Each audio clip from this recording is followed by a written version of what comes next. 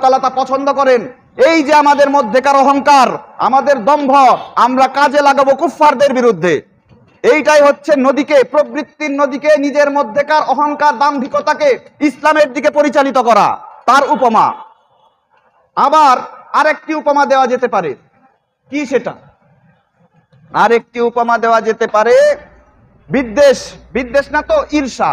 ঈর্ষা করা ইসলামে নিন্দনীয় অপরাধ।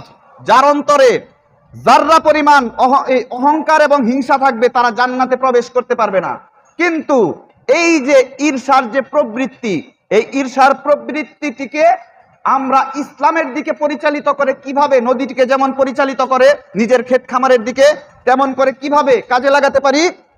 রাসূল সাল্লাল্লাহু আলাইহি সাল্লাম বলেছেন ঈর্ষা করা নিষেধ। তবে যে ব্যক্তিকে আল্লাহ কুরআনের জ্ঞান দান করেছেন এবং তার থেকে সে দিনরাত তার থেকে